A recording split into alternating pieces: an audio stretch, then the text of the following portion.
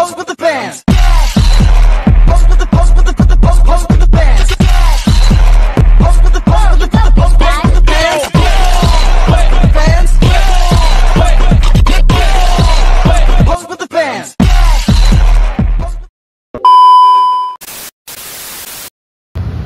Assalamualaikum warahmatullahi wabarakatuh. Halo teman-teman semuanya. Sebelumnya perkenalkan, saya Zakir Hadiansah selaku perwakilan dari kelompok 7 Pendidikan Matematika Rombel 2 Angkatan 2024. Pada kesempatan kali ini, saya dan juga teman-teman kelompok 7 akan membahas beberapa latihan soal terkait teorema Fermat dan juga teorema Wilson. Sebelum memasuki ke pembahasan soal, kita akan mengulas sedikit mengenai pengertian singkat dari kedua teorema tersebut. Langsung saja kita ke pembahasan singkat dari dua teorema tersebut. Yang pertama-tama yaitu teorema Fermat yang digunakan untuk menyederhanakan perpangkatan dalam modulo, khususnya jika diketahui modulnya suatu bilangan prima. Kemudian yang kedua yaitu teorema Wilson yang dapat digunakan untuk mengecek apakah suatu bilangan tersebut termasuk ke dalam bilangan prima atau bilangan komposit, dan juga digunakan untuk menghitung sisa faktorial dari modulo bilangan prima. Nah, sekarang kita lanjut ke latihan soal dan juga pembahasannya yang akan disampaikan oleh saya dan juga teman-teman dari kelompok 7. Selamat menyaksikan. Jadi yang pertama kali ini kita akan membahas contoh soal terkait teorema 6.1 yang berbunyi jika FPB dari A dan juga M sama dengan 1, maka residu terkecil modulo M dari barisan A, 2A, 3A sampai M-1A adalah suatu permutasi dari 1, 2, 3 sampai M-1. Kemudian lanjut ke contoh soalnya saja untuk membuktikan teorema tersebut. Misalkan diketahui A sama dengan 2 dan M sama dengan 5, maka langkah pertama yang kita lakukan yaitu dengan mencari FPB dari 2 dan juga 5. FPB dari 2 dan 5 itu sama dengan 1, maka selanjutnya kita akan mencari barisan-barisan bilangan dari A sama dengan 2. Misal A sama dengan 2, maka barisan bilangan selanjutnya yaitu 2A sama dengan 4, 3A sama dengan 6, hingga M-1 yaitu 5, -1 sama dengan 4, 4 dikali 2 sama dengan 8. Jadi barisan-barisan bilangan yang terbentuk dari A sama dengan 2 dan M sama dengan 5 adalah 2, 4, 6, dan 8. Selanjutnya kita akan mencari residu-residu terkecil dari keempat bilangan tersebut. 2 itu kongruen dengan 2 modulo 5. Kemudian 4 kongruen dengan 4 modulo 5.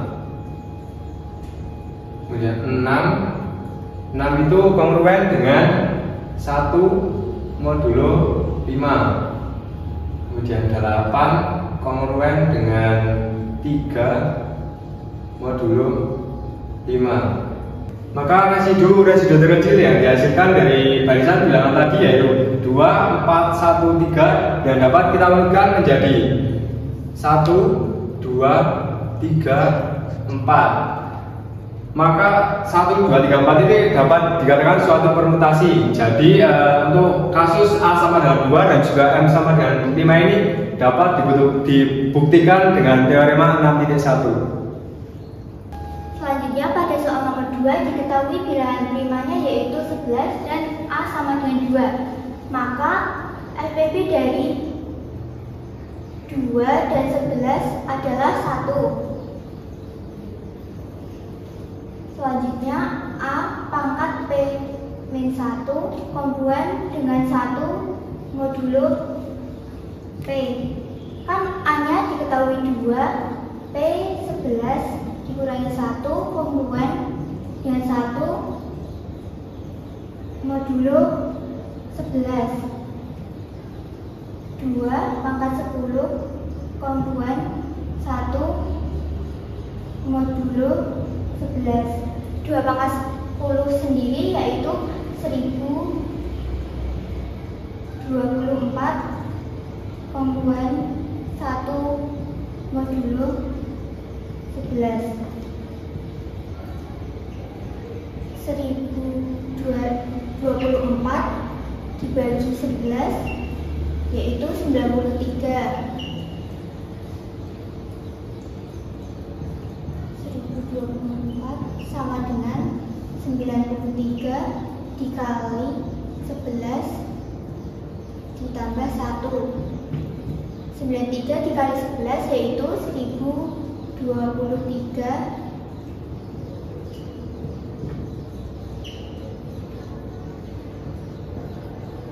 Jadi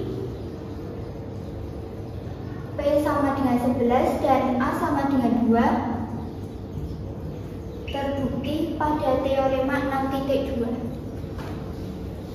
Nah, yang selanjutnya kita akan membahas soal dengan menggunakan teorema 6.6. Soalnya yaitu diketahui P sama dengan 7. Nah, dari teorema 6.6 ini P harus bilangan prima selain 2. Jadi 7 itu merupakan bilangan prima dan 7 itu bukan 2. Jadi ini termasuk ke dalam teorema 6.6. Yang selanjutnya yaitu A itu 1 sampai dengan P-1. Berarti dapat kita tuliskan 1, 2, 3, 4, 5, 6. Yang selanjutnya yaitu kita mencari A aksennya. A aksennya yaitu inverse dari A modulo P. Berarti A dikali A aksen itu 1.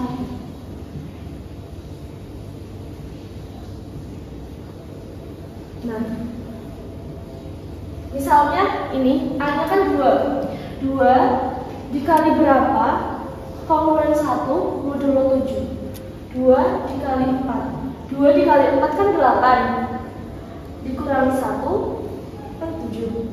3 dikali 5 kongruens 1 modulo 7. 4 dikali 2 5 dikali 3 6 dikali. Nah, dari sini dapat kita tuliskan 2 dikali 4 kongruens 1 modulo 7. 3 dikali 5 kongruens 1 modulo 7.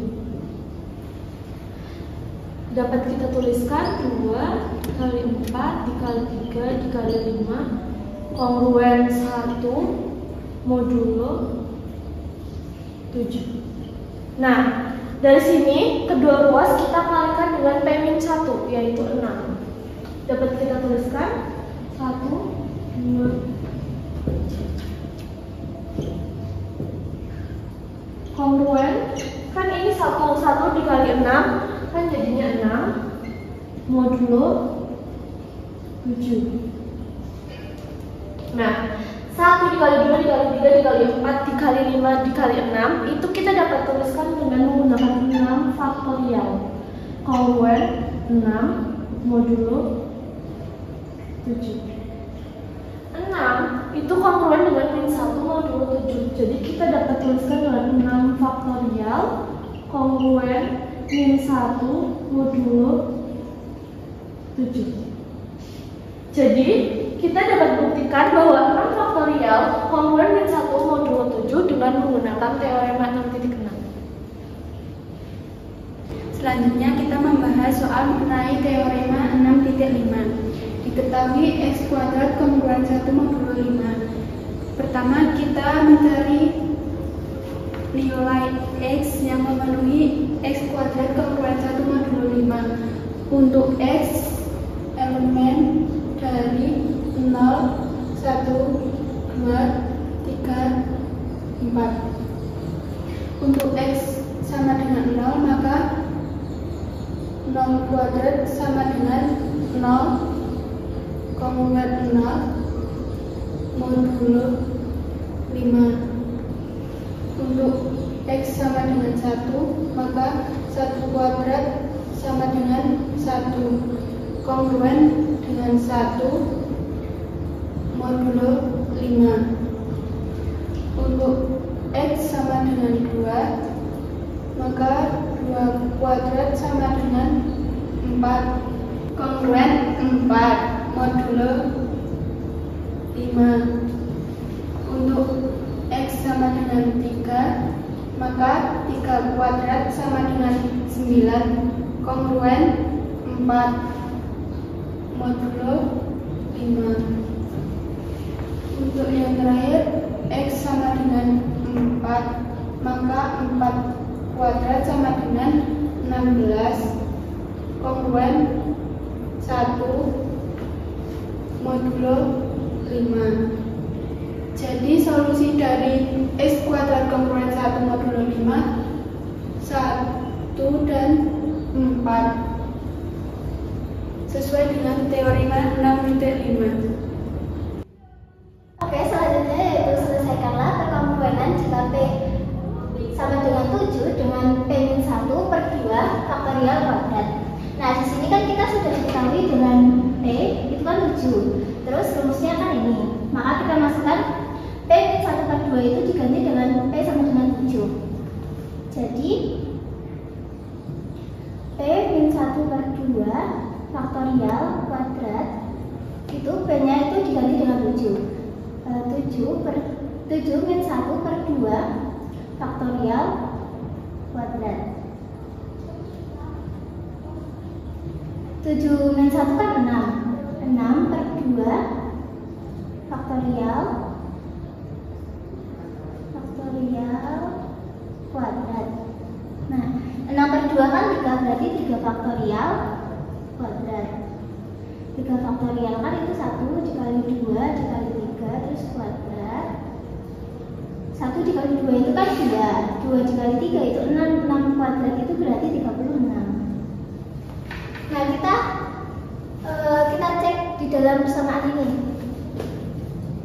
Berarti kan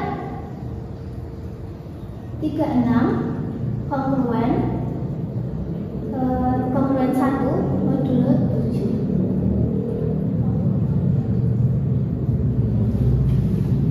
Gitu teman-teman, terima kasih.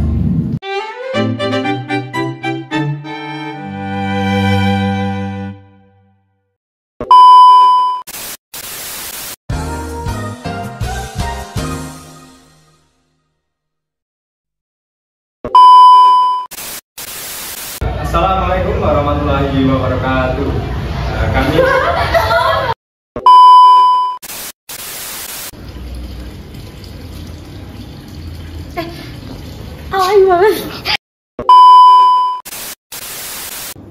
Selanjutnya kita membahas soal mengenai T.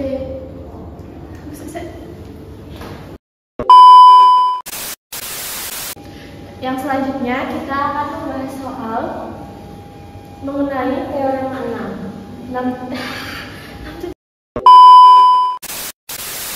Selanjutnya pada soal nomor 2 diketahui bilangan primanya yaitu 11 dan bilangan bulatnya 2. Pada teorema 6.2 A merupakan Mending lama di sini namanya.